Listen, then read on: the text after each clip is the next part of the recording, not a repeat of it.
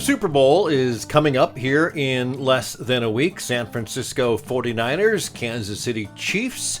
Should be a good one. I was hoping for the Seahawks, but that doesn't happen all the time. Which got me to think of the last quarterback to take the San Francisco 49ers to the Super Bowl was Colin Kaepernick. When the 49ers faced the Baltimore Ravens in, I think, Super Bowl 47 in February 2013, so 7 years ago. Kaepernick, pretty good quarterback. You got to be good to take a team to the Super Bowl, right? Biggest game on earth, NFL. But Colin, who you could argue would be in the prime of his career, hasn't played for a few years. Not since he took a stand. Not since he took a knee during the national anthem for something he believed in. It doesn't matter whether you support him or not. That's not what this discussion is about.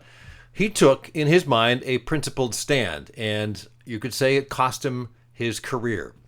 Now, a few interesting things happened as a result. Of course, it got political pretty quickly, and we can go into there. But then, not long ago, I think it was a year and a half ago, September 2018 or so, Nike ended up releasing a long, 2 or 3 minute ad featuring Colin Kaepernick, an ad narrated by him, and it generated a fair amount of blowback and calls for boycotts. But hey, it's Nike, right? A multi-billion-dollar company, multinational company. They can afford to stand up for something they believe in, right? Back to the NFL. The whole Colin Kaepernick issue is fascinating from so many angles. The NFL is a big organization. Of course, they can run it the way they want. Until just a year or two ago, the multi-billion-dollar organization was technically a trade organization that represented 32 teams. I think it was actually 2015 they changed from an unincorporated nonprofit 501c6 registered as a nonprofit to a regular profit organization. But here, and we're getting interesting, the NFL is an organization. They hire people to work for them. What are some of the jobs? Well, players, of course, and coaches. So the players and coaches are labor. The team owners and the organization is management, which if you simplify it, Colin, who is labor, Colin's stand was frowned upon by management. And management can decide whether they can hire you or not. No matter your skill, if your political activity is not suited towards management's aims, you might not get to keep your job. Now, again, that's an interesting discussion, and I would point you to, and I'll put this in the show notes, fascinating podcast discussion I heard the last couple of days about the whole sports, politics, race issue on Chris Hayes' Why Is This Happening, with an author who wrote a book about it. I'll make sure to put a link in the show notes. It's definitely worth your time to listen if that topic is of interest to you. Now, there have been many other sports figures that have stepped into politics, the world of politics. I think the first thing I thought of was Muhammad Ali, when he came out against the Vietnam War in the 60s, refused to be inducted because he didn't believe in it. There was Tommy Smith and John Carlos in their Black Power salute at the 1968 Mexico City Olympics. Pat Tillman was going to be a big NFL player, had a contract signed, but he joined the U.S. Army in the wake of the September 11 attacks. He thought his goal or his life should be used to fight the war that he believed in instead of being on the football field. Cost him his life. But he believed in it. And, of course, it goes on and on. All this kind of got me to thinking about smaller companies and the choices they get to be faced with. And the stances they take, the stands they take. There's a plumber in town, for instance, that wears its devotion to Jesus Christ on their plumbing vans. There goes the plumber, and it's got the picture of Jesus on the back or some sort of phrase about it. And I have friends who won't do business with them because they don't like that the company has their religion enter into their business. But I also know people that say, I like that, I'm going to support them. So for every stand you take, you'll find some people that will side with you. Others will take a stand against you. They'll not side with you, which is why, frankly, I think, you don't see a lot of businesses taking stands on controversial issues because they don't want to stir things up. It might affect their bottom line and not in a positive way. It might draw attention that they would rather not have to deal with. Now, there are a lot of reasons you might want to take a stand or not.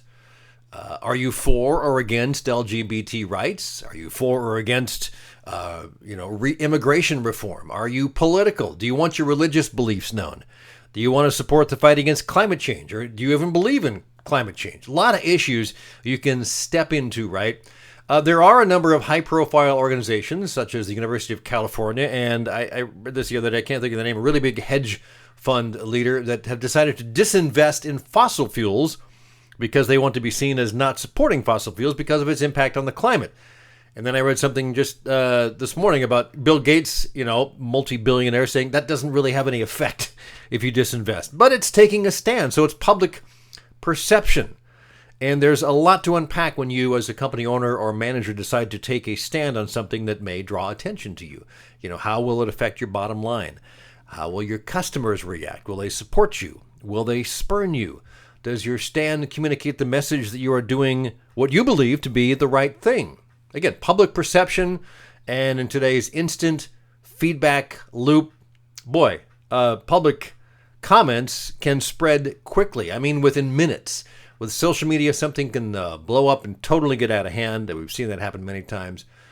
And on the other side of the coin, does it really matter to you? Are you making an impact on something that's important to you? And I got to thinking about all the companies that will take a stand, the big companies that believe in something and they'll make a stand, whatever that may be. But then there's a lot of companies, and I know a handful here in the Salem area, that are making an impact by they're not taking a stand, really, in the public, but they're putting their money where they believe it will do good.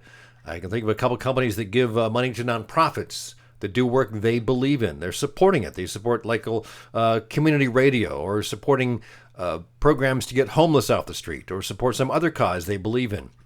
In a sense, it's kind of public because it's not private information, but they're not making a big deal out of it. They're not really getting into controversial issues. They're just supporting things they believe in by giving money. They're donating. So it's a little different maybe than taking a stand on some controversial public political issue.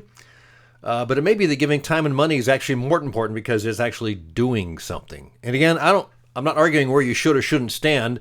You should do what's right for you. If it's important enough that the company you own or work for takes a stand on something that earns both respect and maybe derision and polarizes things a bit, or at least shines a light on the polarization, like what Nike did with the Colin Kaepernick situation. If it's right for you, do it. If it's something you believe in, do it. I would say just think it through. Understand there may be consequences, even unintended consequences. But, business today is not like it was 20 or 30 or 40 years ago. I think there's just a lot of minefields that we can step into unless we know what we're stepping into. A lot to unpack on the idea of taking a stand as a company. I'm curious to hear your comments. This week's trade show tip is kind of related. I did a blog post recently called Shake It Up. In it, I pointed to a handful of companies that have done unusual things at trade shows, a little out of the ordinary maybe, that got them some attention.